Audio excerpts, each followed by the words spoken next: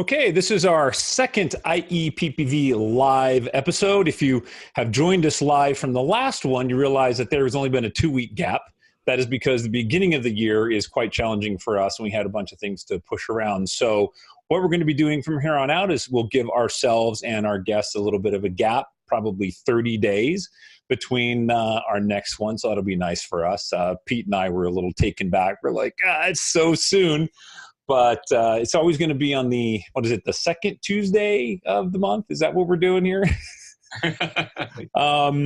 So what we have tonight is we have a guest, John Powers, who's going to be talking about travel. We also have Peter Levshin, who many of you already know, who's traveled pretty much everywhere else in the world. So those two are going to be able to talk to each other. You've got Pete Rezac, who's the current president of PPC. He's going to be giving us an update and playing along with us today. And then myself, Troy Miller, with Spicyjello.com. You can check me out anywhere.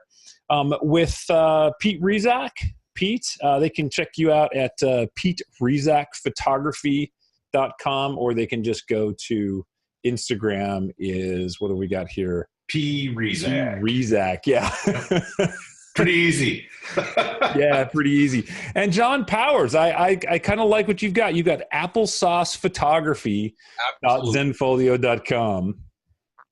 Very, very clever there. And Peter. Photography, but nobody could remember that. And the older people, before your time, Troy, would have thought, oh, John Robert Powers, the photography model agency. And I said, no relation. So I needed a hook that people could remember, and applesauce is easy to remember than John Powers. Yeah, good deal. Good deal. And then Peter Levshin over there, we've got levoimagery.com. And you guys can go check them out. I'll put some of that information in the show notes when we're done. So John Powers has traveled the world, right? You were, as I see in your bio here, you're a U.S. Army veteran, 38 years in the military, spent time in Kuwait, Japan, Vietnam.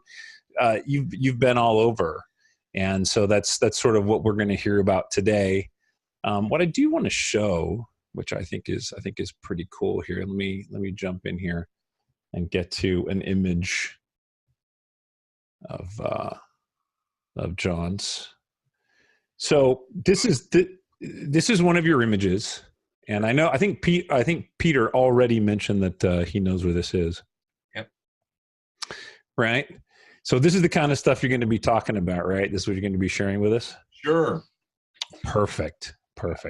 So before we get into that, Pete, Mr. PPC President, would you care to let us know a little bit what's going on with PPC, and then I'm going to give a little bit of what's going on with IEPPV, and then we'll get into the program.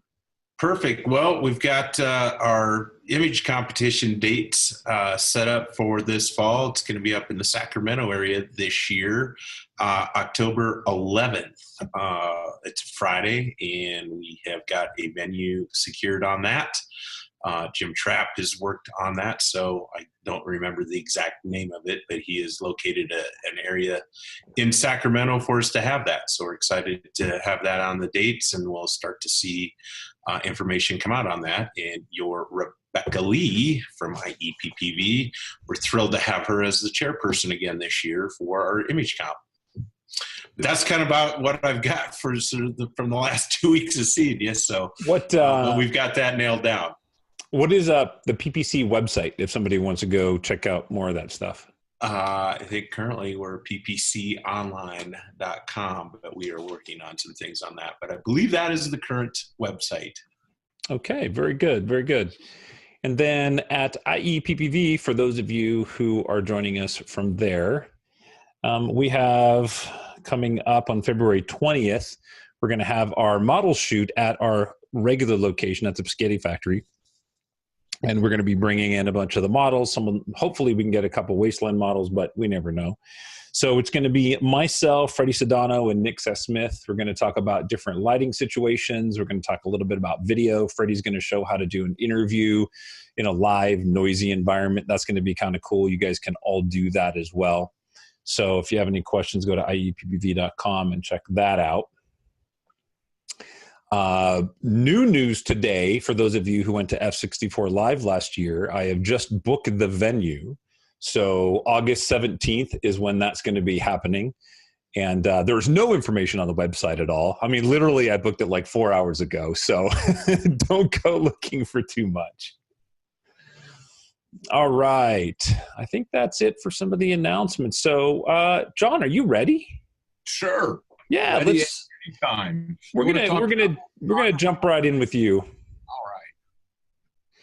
So I'm gonna go ahead and let you take off for a little bit. I'm gonna jump in with a little bit of questions, Q&A, a little bit of dialogue as we go. Any questions that might come through. So breathe often so I can sneak in. Okay, no problem. And by the way, any of you jump in there, Peter, or please, as I'm talking, more the merrier. I'm not an expert per se. In fact, I was trying to look that up. What is travel photography? And I was thinking, in the bio, expert travel photographer. And I said, you know what? How can you define what an expert is in travel photography? I don't know. There's no definitive line for that. I'm certainly an experienced travel photographer. So I really want to encourage people to get out there and see the world. I just came across this quote. It was just yesterday. You know how you're going around and you hear something and you just stop in your tracks? And it's attributed to Mark Twain. I don't know how true it is, but and I'm paraphrasing on it here, but it basically says that for travel itself is a fatal, it's the cure for ignorance, basically, is what it is, and bigotry and so forth. We got to get out there and see the world. And as photographers, there is so much to capture, and we each have our own disciplines. And the unique thing I like about travel photography is that there is, you need to be a jack of all trades. There is no one set skill that you can have in travel photography. It's a mixture of street photography, portraits, landscapes, and so forth. And you need to be able to get out there and go. So I want to encourage people to, 2.2 million people fly every day in just the United States alone. It's safe. You need to get out there, but you got to use common sense. I am not going to advocate backpacking in Afghanistan. Okay, use some common sense there. I'm bypassing Iran for the time being right now. Not a smart move, but get out there. I focus no pun intended, but I focus basically in Southeast Asia. My area is Japan. I was based out of Japan, but Vietnam, Cambodia, Thailand, Philippines, India, Burma, Myanmar, all of that. That's where I travel and do my photography. So I really want to encourage people to get out there, and don't be afraid. In fact, what I would recommend is don't go alone. Whatever you do, don't go alone. I don't ever travel alone. My own preference is I work with travel agencies and I meet up with a guide. The only country that I go to alone is, because I lived there for 16 years, is I go to Japan all the time. I'm there. In fact, if you want to go to Japan, let me know and I'll be glad to go with you. I'll be there the first week of April because it's the cherry blossom season again. And I'll be going to Tokyo and probably out to Kyoto. I know some key spots there to take you, where I'm going at least. And we'll talk a little bit more about that, about doing homework. But get yourself a guide. There's a lot of tour agencies out there. What I do is I link up and I have guides that meet me and take me to key areas. It's not a smart move to be an individual going out there. And if you can get away from if it's Tuesday, it must be Belgium approach, that would be great. There's nothing more frustrating as a photographer is to be on a 40-passenger bus driving from point A to point B, and as you are driving, you're seeing all these magnificent sights, that you can only see, and they won't stop because you got to get to some place before 2 o'clock so that you can get a picture of something else. That is so, so frustrating. The great things, I got examples of them, we'll get to it later probably. The great thing about having your own tour guide is you are in a vehicle there and you're driving, and I can't tell you how many times I've said, stop. And they stop where they are, and you get out and you just take all the pictures you want. Well, we're going to be a little late to get to, that's fine. I don't care. The main thing is to get the photo, that we don't make it to a spot, and I don't hear that this temple was built in 638 BC. I'm not going to be upset about that. I'm there to take the photos. I'm not there to master in history. I love history. So John, yeah, I'm sorry. No, I know you're on a roll. So you're giving all this really great advice, and my thought is like, so if I'm going to be planning a trip, how do I not encounter those problems that you're mentioning? How do I make sure I don't get stuck on a bus, or how do I make sure that I get with a good tour guide? How do I do that? Number one, first begin. Where do you want to go? You need to do research. Do you want to go to Vietnam? What is the motivation for you to get out there? For instance, me, I love monks. My camera sees an umbrella or a monk, and I'm automatically going to be going there. And so I've done my homework, and I have found there are tons of monks, especially in places like right there. That was at Angkor Wat in Cambodia, right there.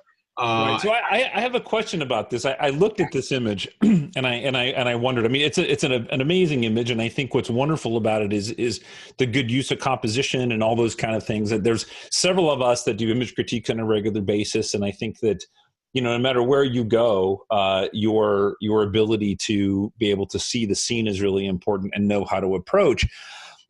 But what are all those holes in the pillars? Those holes there are remnants from, if you remember, in Cambodia, Pol Pot took over the country in the early 70s and just turned the entire nation upside down, and it was horrible. The killing fields of Cambodia, if you will. These are more different angles of Angkor Wat here. But those are remnants. Those are from the battles that took place all over. Those are bullet wounds. But they're shells and bullet marks from the revolution and back in the 70s.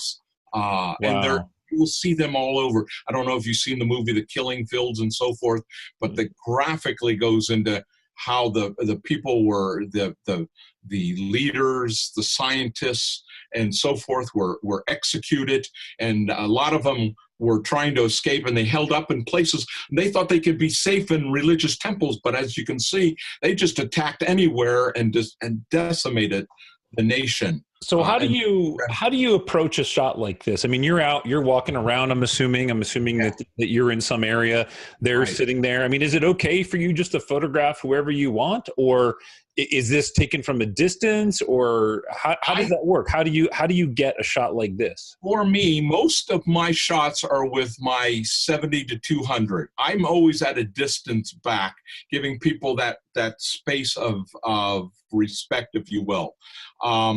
If I approach an individual, if they're close enough, I will give eye contact. All I have to do is lift up my camera and nod, and they will 90% of the time say, yeah, no problem, and you just take the picture. It's so different here in the United States. I have tons of pictures, especially like in Japan, of children. Taking pictures of children. I get the eyeball of the parents, and they 90% of the time say, sure, no problem. Here in the United States, if you walk around and say, hey, I want to take a picture of your kid, they think you're a pervert. And you got to be really, really careful. I don't. But most of the times walking around, taking photos of people, it's an expected part of Southeast Asia. There's so many tourists there throughout Asia. Walking around taking a photo of people is a common occurrence, unlike what we have here in the United States. This also was in Cambodia. I walked by a monastery where young, they're called novice monks, were just hanging out, and I just pointed the camera, And he just looked at me. This is a classic shot where I stopped the car. We were driving along, going from point A to point B, and I just told the driver, stop. And we got out, and I went ahead of the group as they were walking by. This is a morning shot. Every morning they would go out you can see the baskets in their hands to collect the rice alms and so forth. And I just waited. Okay, they're going to walk by, and I just, boom, got the shot. You could not, and tour buses were going by. They cannot stop and get the shot. And that's the great thing about as being in a tour, what you do is go online and type in a country, type in tours. You can type in individual tours, and these agencies will pop up and say private tour, and you name a country, and you will get all these agents. I'll keep my hands down. Sorry about that. No. So I have a couple questions for you. So Peter, you've been in these locations, right? Like you've been to some of these particular areas with the novice monks and. Yeah. Well, I just want to add what he said about the travel. I completely agree, 110%. A good travel photographer goes on a trip and gets a tour guide and makes sure the security and make sure the health and everything else is in place. And if you're successful and you come back and you didn't get hurt or you didn't get sick and you've got 30, 40, 50 great images, that is a successful trip. And typically, well, exactly what John was saying, there's so much that goes by that if you're on a bus, you're going to kill yourself because you will see such magnificent things that you'll never see again. And that's why a tour guide is what you need. Okay, absolutely. So what does a personal tour guide cost? What should somebody expect to pay if you're going to go to a Burma or a China area, right? And you're going to go photograph things like this. What would you expect to pay for 2 weeks? You talking to me? Yeah. Either one. You guys have both done it. I mean, I'd love to hear. Yeah. Well, I mean, I'll just jump in. A tour guide. I mean, Burma's expensive. We had the best tour guide there, Win Kazan, and an individual you'd pay between $8,000 and $12,000 for 2 weeks, and that includes all your accommodation, all your food, and trips around inside the country, and some of the best photography you'll ever do. Now, again, it depends on how many people are traveling. And in John's case, if he's like 1 or 2 people, then it might get a little bit more expensive. But again, you do your homework and then you get a relationship and you start talking to these people. Like John is fantastic around, Japan. I mean, Japan's a pain in the ass to get around because if you don't speak Japanese, the signage around there is horrible. So John, when on an event like this, I mean, on a tour like this, what are you expecting to pay when you're planning your trip? What part of your budget are you expecting to pay for your tour guide? Again, it varies on how qualified the tour guide is and how competent he is to set up shots or go to temples when the sun is in the right direction and all of those things. And make sure you do not get into trouble, okay? Because you can get into trouble quite easily in some of these countries. Cambodia, for example, Angkor Wat, they have no restrictions on how many tourists go there, and they sell as many tickets as they can. So you've got millions of people trampling around one of the most beautiful archaeological sites in the world, and it's falling apart. So the problem is to get off the beaten track. Again, it depends. Anything from $5,000 to $10,000, something like that. You can do it on a budget, but it depends on how adventurous you are and what you eat. John? Yeah, I agree with that. And your guide, if he's good, for instance, I was in Burma in November, or Myanmar in November, and some beggars were by the side of the road, and I love capturing people. And I started to photograph the beggar. My guide came over quickly and said, "Please stop." And I said, "Why? What's going on?" He says, "We do not," and he was speaking for the government when that third person name. Yeah. "We do not want you to take pictures of our poor section of the area here." And it's the first time that I had been stopped and taking a photo. And of course, I respected that. And I realized that they're just controlling the image that they send out about their country. You go to India, you shoot beggars all the time. But China's like that too. China is very anti showing anything that looks, poor, somebody begging for money, somebody with one leg hopping around, whatever. The Chinese get very out of control with that, and they're getting much worse. Okay. In Burma, they only want the outside world to see all the rosy good things and how wonderful they are. They don't want to see the Rohingyas getting raped and murdered. Right. Okay. So when you travel, you have to be culturally aware of what is appropriate for you to do and what is not. Now I know that that's John, where a good guide comes in. That guide stopped me from getting in trouble with the police. And so okay, that's a key. So I know you have some links in here, John, that I'll start throwing them into the chat for some of your travel preparations and things like that. So I've got a question for you guys. So when you mentioned the police or the government, do they want to see your pictures before you leave the country then, or how does that go? I have not had that experience. I was concerned, for instance, going into Burma in November with the problems that they have been having with things, and they had to, when you put down your occupancy, what's your job? I wrote down their photographer, and I thought, boy, are they going to? But they wanted a list of where you are going. All the cities you are going to. So I wasn't going in any area where the Rohingya were. Yeah. So I guess it was no problem being a photographer. So I had no problems. I know I have been in some areas where I know I'm being watched. I did not get that in Burma per se, but I've never had them check my photos, what have you. I did have that on a U.S. military base. Being military, I went to a base where my son was born 13 years before, and I'm showing them, taking pictures where you were born, and the MP stopped me and they confiscated my camera and mailed it back to me a week later. They had to check to make sure I wasn't doing anything. They didn't want me taking photos of the installation. I said, it's a building, a hospital, that's all. No. So we're going to move. Let's keep moving. Okay. So you've got in here. So what are some of the disciplines that are important to you as you're shooting? Like you're walking around. Like there's going to be photojournalism. There's going to be portrait. There's going to be just travel photography, if you will. There's just going to be sort of, oh, this is a cool candid moment. I want to remember I was here. So for somebody who's planning a trip, like as a photographer, I want to take every piece of equipment I own. Ooh, right? No. Yeah. Because I don't want to not have my 400 millimeter. What if I need that?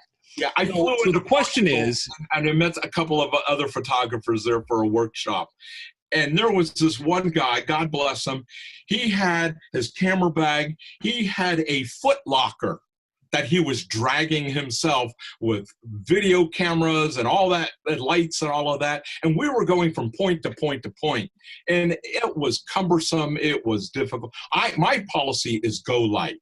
You need to anticipate what you want to shoot and what kind of photography you want to shoot. I'm not that much into night photography per se. I do my shooting in the early morning, late afternoon, and then I get back to the hotel. I'm at my what's age, your gear list look like? What kind of body are you taking? I carry, like to Burma, I had two bodies with me. I like to have, if possible, two bodies. I shoot Canon for what it's worth, but I have a telephoto and a wide angle and two bodies with me. And that is basically it. Of course, I carry a charger with me. You have a lot of cards with you. And also a card reader so that you can back up your cards as well. It's always important to back up your material. But so for shooting, you're going very light, very minimal amount of lenses. Okay, right. Yeah, so half the time I don't even carry a tripod with me. I know that's blasphemy for some people, and I can understand that. I'm going to India next month. I've got a tripod. I've got a little travel tripod I am taking with me definitely because I want some evening shots of the Taj Mahal. I have some late afternoon and all that, but I want some night shots. So anyway, but I'm if I can't fit it in my travel bag, it doesn't go. when you're headed out, before you leave, do you have it in your mind that I'm going to go to this location and this is the type of work that I want to create when I get there? Or do you just like to put yourself in an environment and just find what's there? Both. I have key things that I need and want to shoot. People is what I'm going for most of the time. Iconic sites like the Taj Mahal are nice. You take the shot and I want to move on. But I'm more interested in people. That's me. Other people are more interested in the floral or the some of the cultural other backgrounds, the festivals and so forth. And that's nice. You need to understand what your own desire is.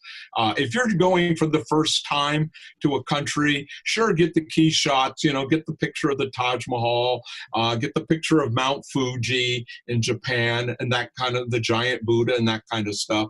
But what is it that you need to decide what you're going for? Why? That's part of the homework.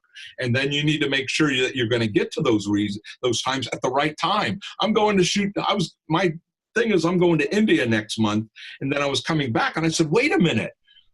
Cherry blossom time. I'm going to be flying right over Japan. You idiot. Stop over there and spend a week there. And so I've got it worked out where I'm going to be as well because I've done my homework. I know what to look for and where to go. So when you're planning this and you're going to go, you know, the cherry blossoms and a lot of the locations around the world, doesn't really matter whether it's US or another country. These are places other people have been, right? Like they've photographed the Taj Mahal, they've photographed the monks. So what advice would you give to somebody so that when they go there, that they're going to be able to get something that's unique?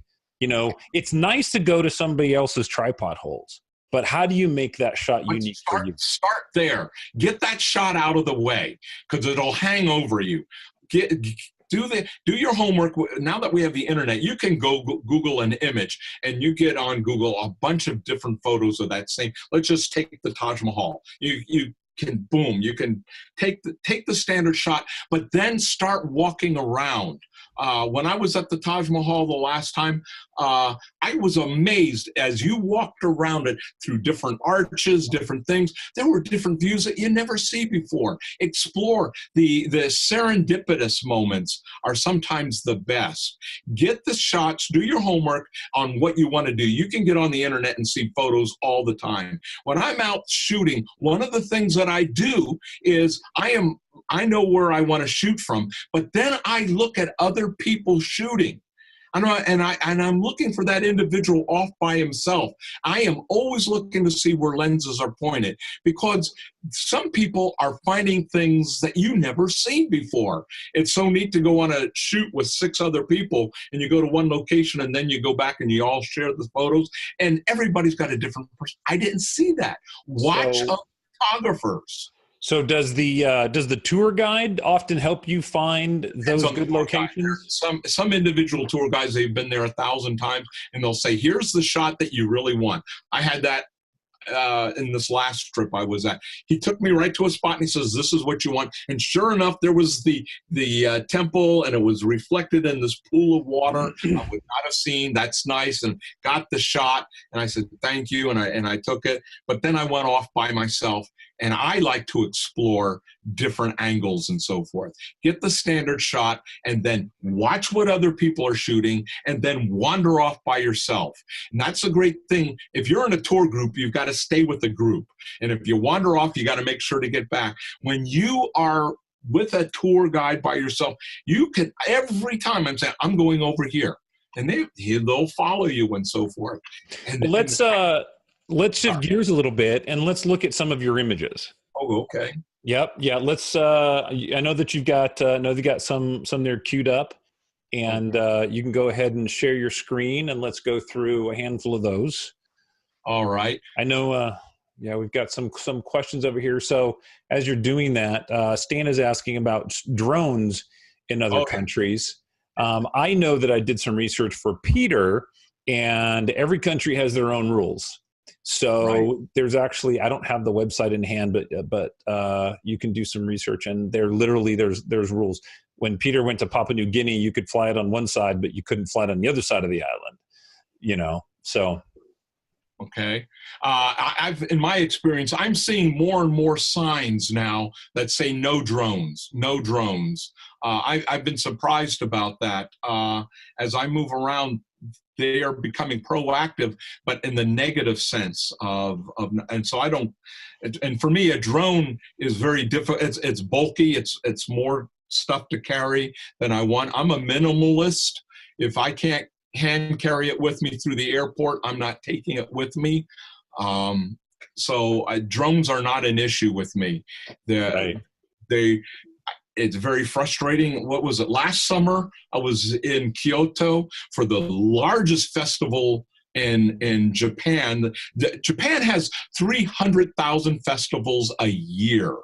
There are 6,000 festivals at any one time on the weekend. So Japan is incredible to photograph. But I went there and I'm taking photos, and there was a sign. I didn't even get to the crowd. No drones, no drones. And it's like, oh, if I had carried that with me all that way, that would have been so frustrating. Right. So I can't really address the drone issue. I just know that it's a inconvenience, encumbering, and So tell me about this image that we have up here. Oh, okay. What I did, here's something I think is real important for, and I'll just go through a bunch of them. When you're out taking photos as a travel photographer, one of the things I'm looking for is emotion. I am looking for capturing emotion, because we connect with emotions. If you're capturing the people, nothing connects you better than seeing emotions on people. The joy, this little kid's having a great time at a parade there. This guy does not want his photo taken with his girlfriend there. You connect. It says, wow, I'll remember that. Here's in awe as she's watching at a festival, and here's one with confidence. And I talk about attitude. This was in India. She just evoking attitude, and you can see the exuberance. And you just, when you're showing photos from the travels, you're sharing these photos. You want photos in which people connect, and we connect through emotion. And nothing connects us better than emotion. And so that's, so I'm always looking for emotion. So there's some emotion photos for you. That's something I'm always looking for. I don't know if that kind of answers your question. No, that's great. No, that's awesome. So I also know that in your collection of images that you were showing me the other day, you've got some wonderful landscape work going on in there, and we have coming up in in March, we're going to have a big landscape event out in Moab. And of course, we're not traveling to Asia or someplace like that, but the idea of seeing something that might be iconic, or because you can approach those shots no matter where you are, is looking at the environment, looking at how you might see something different. Oh yeah, it's not going to be that nice where we're going, but yeah, like here's some iconic shots. Get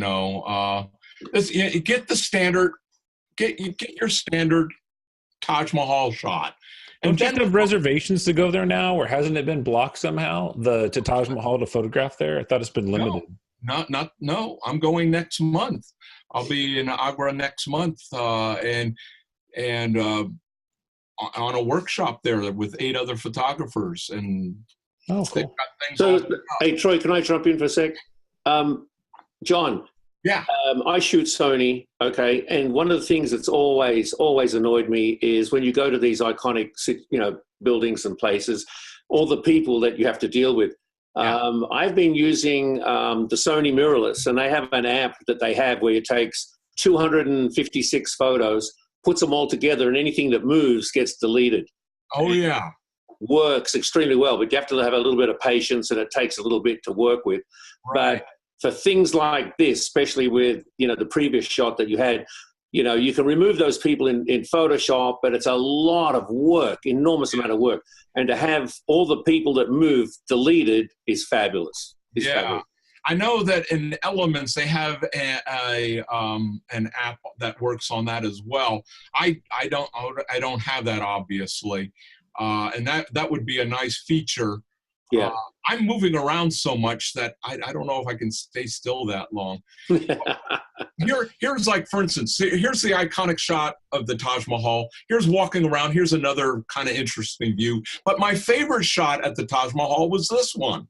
I like, you know, I saw the three kids. And it's funny in India, it happens a lot, but especially in India, they come up to you, take my picture, take my picture.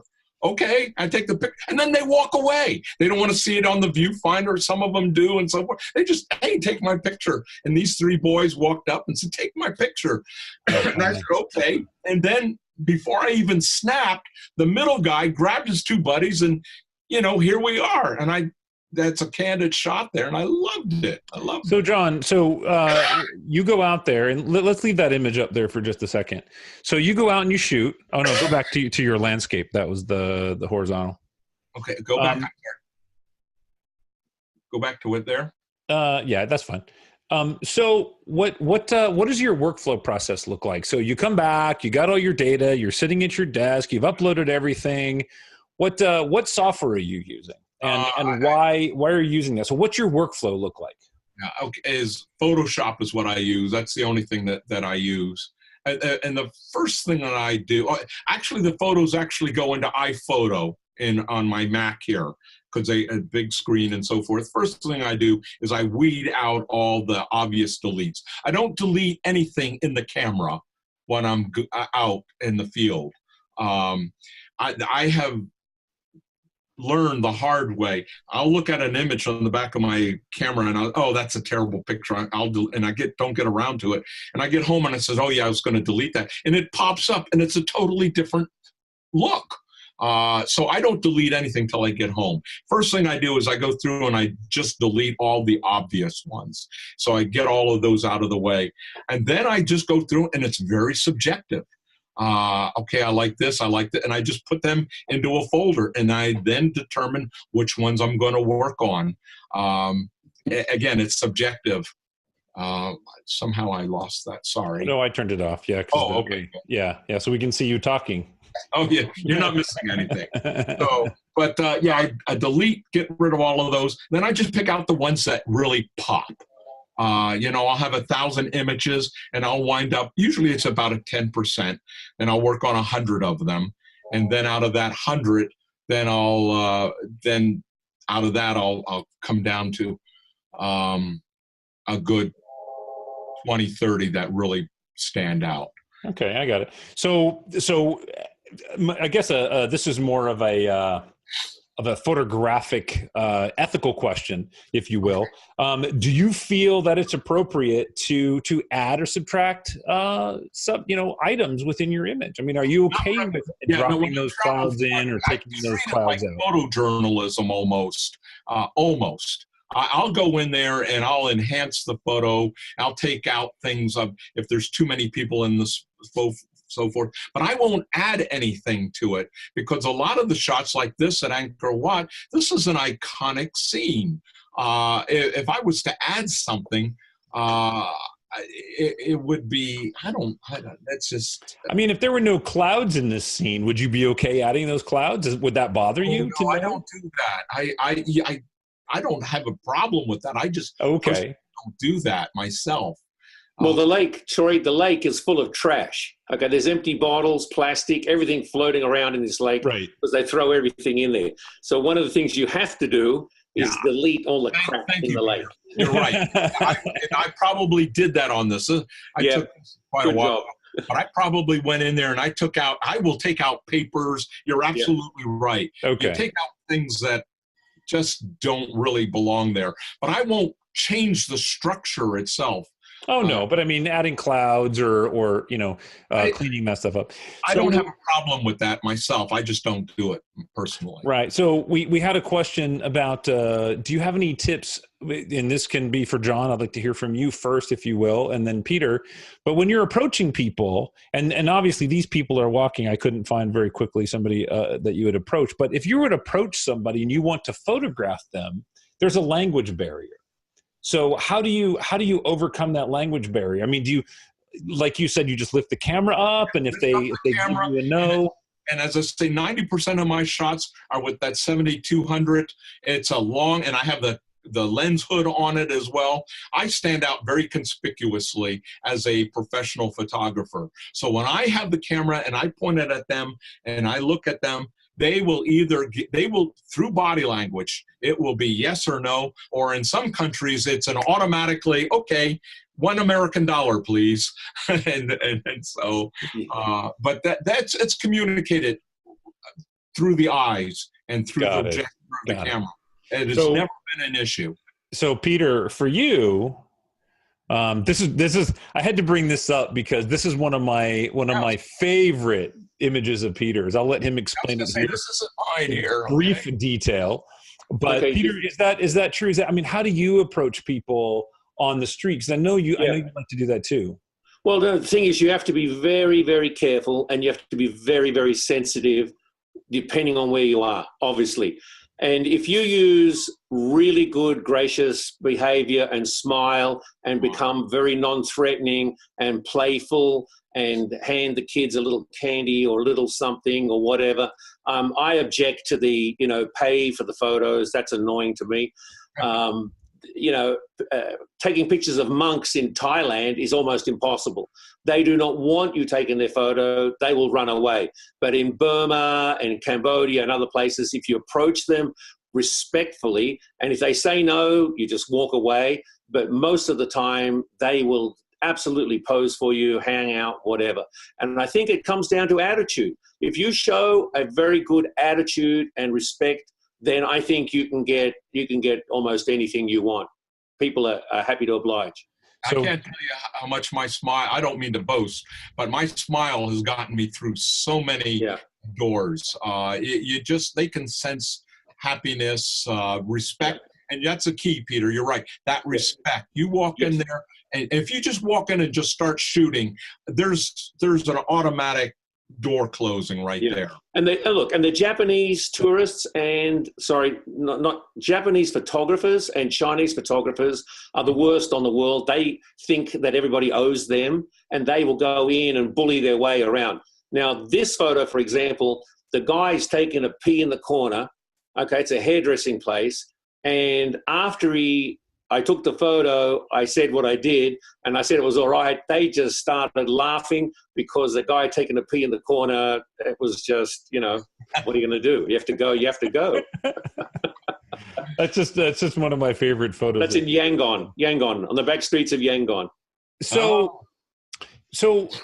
we've talked a little bit about the travel, a little bit about the etiquette when you're there. Let's talk a little bit about just the art, right? Just the art of creating an image, the coming back with an image that really makes you feel like this was a place that I want to go back to. And so when you're there shooting, you put aside all of the rushing and all of the travel and all of the hustle and bustle. I mean, do you find time that you're just sort of, not to be too esoteric, but are you at peace with like, oh, this is so beautiful, I'm so glad I'm here? Or are you just like, I got to shoot, the sun's setting, I got 3 minutes? Unfortunately, I would say 80% of the time it's that I've got to shoot. Okay, I've got to get the right angle. Well, and I can't tell you, patience is the key element that you need. You are waiting. That's why I love traveling alone. My wife doesn't even go with me or anything like that. I travel alone because I can't tell you how many times I've had people with me going, well, are you done yet? You're just standing there. And, I will stand for 15, 20, an hour, a half hour, I should say, waiting for that moment to get the shot. It takes patience to do that, and most people don't have that if they don't know what you're doing. So that's for me a key. There, 20% of the time I will be able to say, "Wow, I can't believe that I am here." It's usually at night as I'm reflecting back that I get that, wow, this is so cool. But during the day, I am so focused, and that's shameful on me. That's why I say 80% of the time. I am so focused. Am I in the right place? I'm always looking for a better angle. Is this, oh man, I should be back. I've done my homework. I know where the sun is supposed to be. Where'd that cloud come from? And so forth. But so for me, 80% of it is go, go, go. It's work. I am working. So I don't know about you, Peter. Look, you're embarrassing me because I'm like 98%. And now that Troy has helped me with my photography, I would take nighttime shots, star trails, Milky Ways, then get up early in the morning, take early morning shots. And then during the middle of the day, I get out my infrared camera and take infrared shots during the day because you don't want to waste that. And then you have the nighttime shots again. And then you do it again over and over. After 3, 4, 5 days, it's like, I need to go and rest somewhere else. But you got to do it. You got to do it. You're going to be there. You spent, 10 grand to get somewhere. You want to take as many and have good photos. You can always sleep when you get back home. Right. So let's shift gears a little bit from the photography aspect of it. Is that I know that, John, that you're working on a book.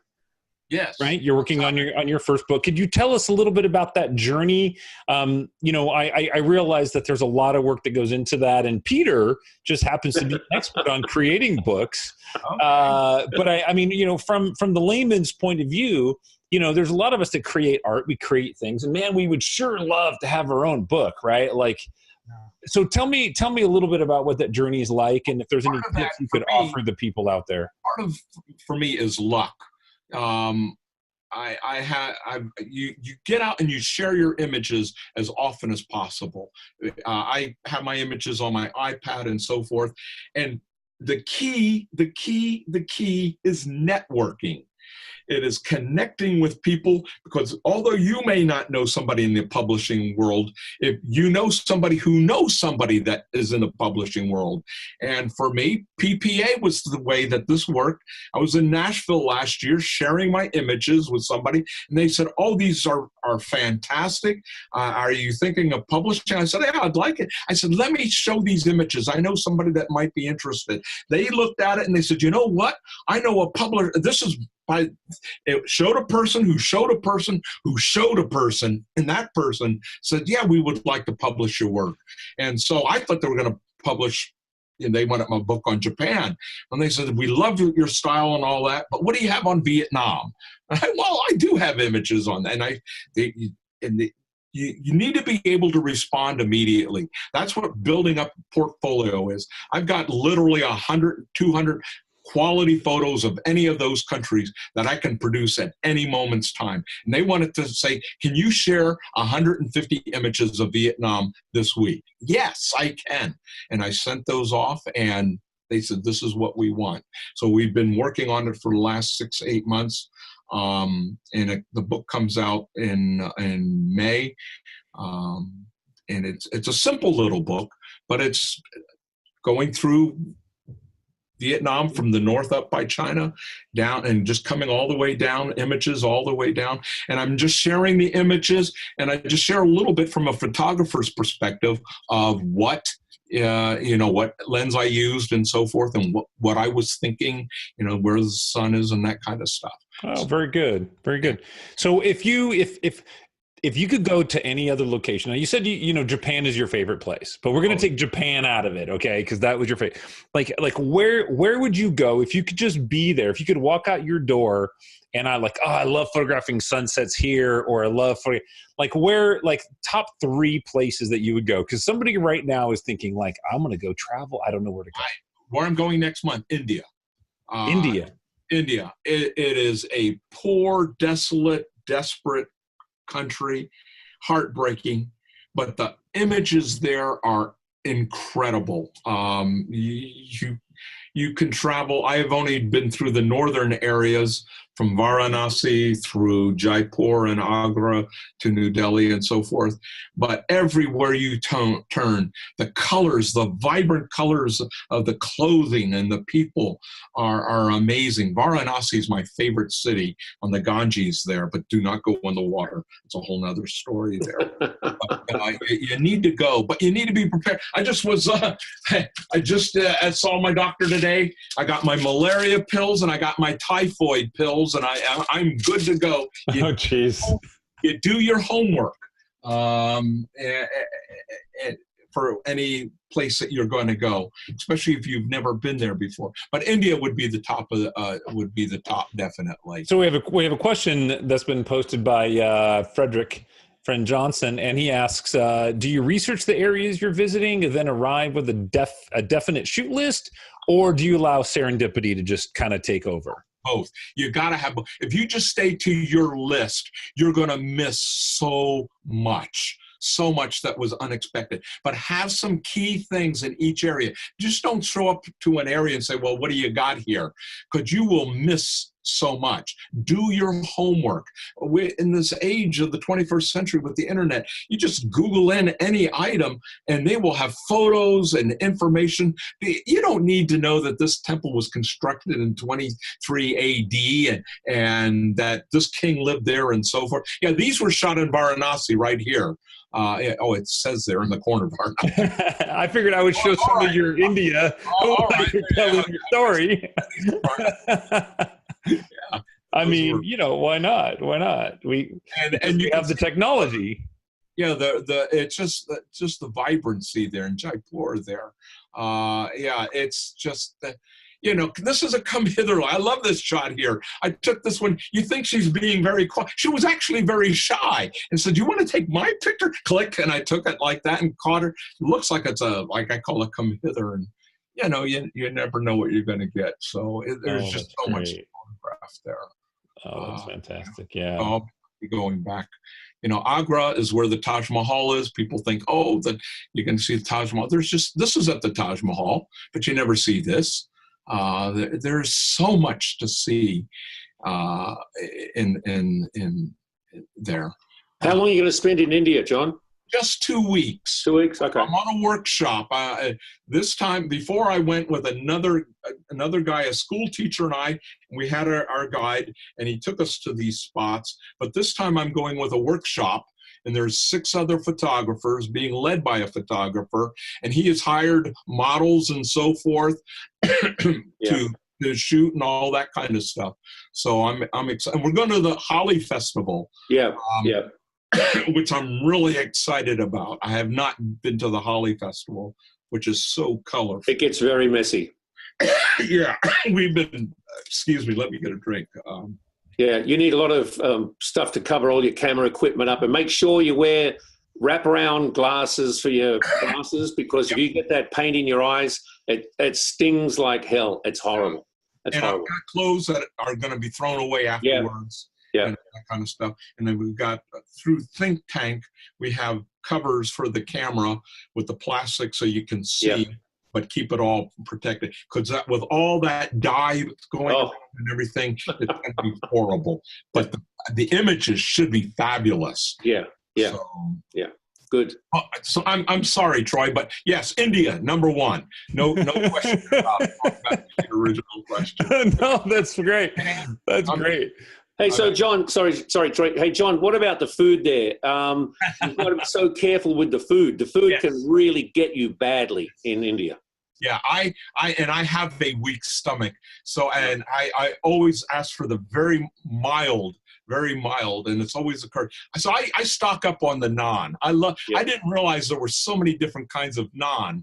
So I eat a lot of naan and very, very little of the meat and sauce. Yeah. And bottled water. Nothing but bottled water. And clean your teeth with bottled water. Do everything with bottled water. You don't use the sink for anything internally whatsoever. Yeah. So John, have you been to Africa? We have no.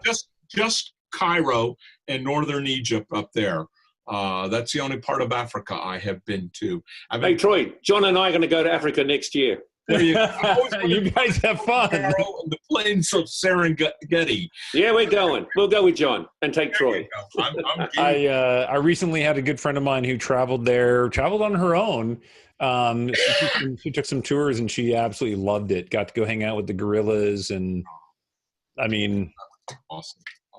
Yeah, I've always wanted to go to the Serengeti Plains. Yeah, she had a wonderful time. So I have not been there. So I am not a world traveler for those. You're invited. No, I don't. Invited. You're invited. I'm not going. All over Europe as well. I've lived for 4 years in Italy and 3 years in Germany.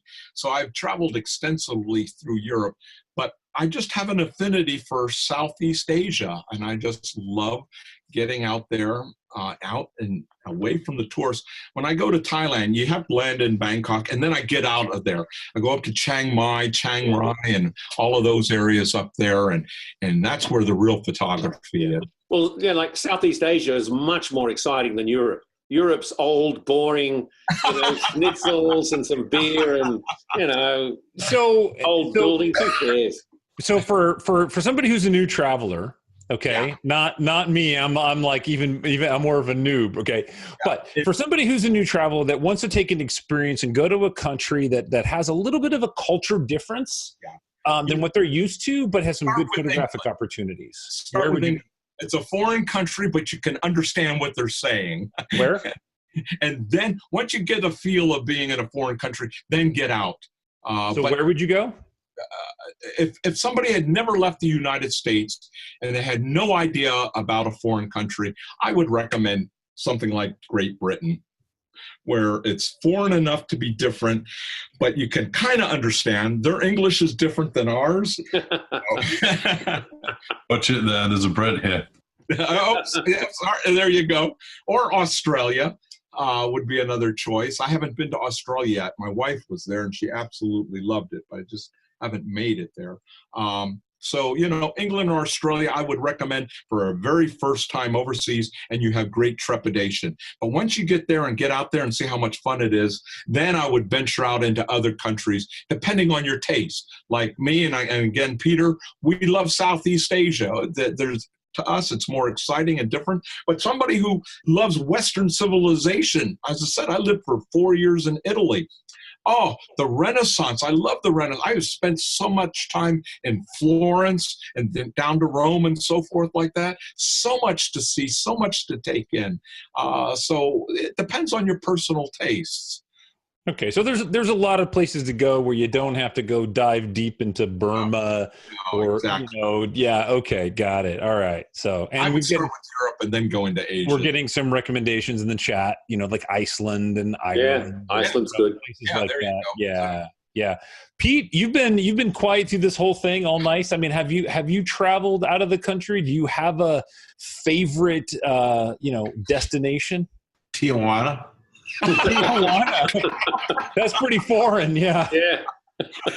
You can go to Santa Ana, same thing. I haven't. I've been fortunate to go to Canada and Mexico, and that's pretty much it. I am not really world travelish. And of course, like I told you, I just was in Iowa.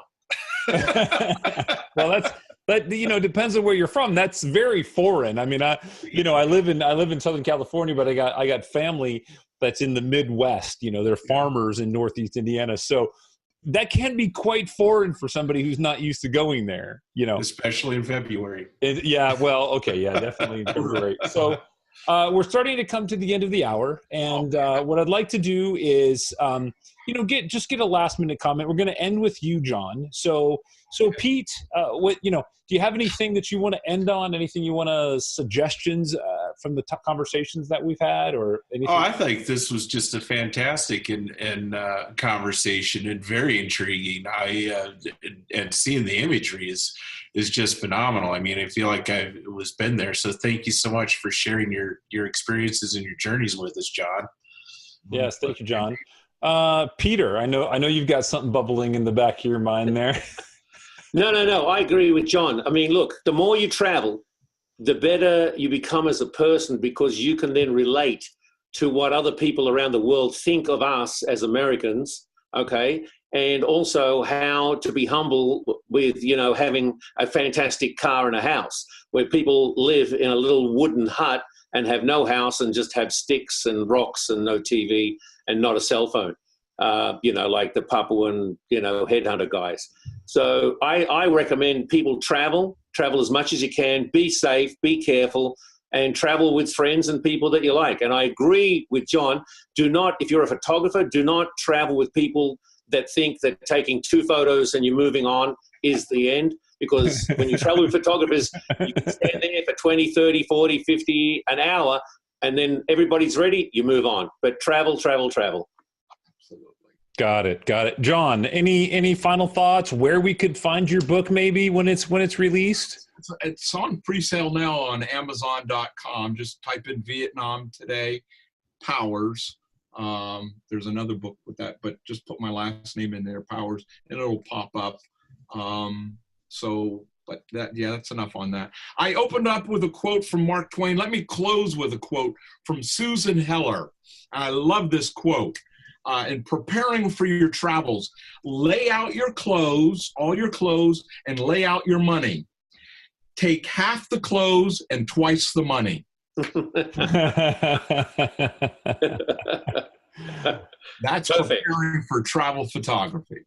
That's perfect. That's perfect. And I'm gonna throw a quick link in the chat because I found your book there. It's the one with the like the young girl on the front. By John Paris. Yeah. Pop up in northern Vietnam by the Chinese border. Awesome. That's beautiful. Well, thank you guys for coming here, for sharing all this information, for spending your hour with us.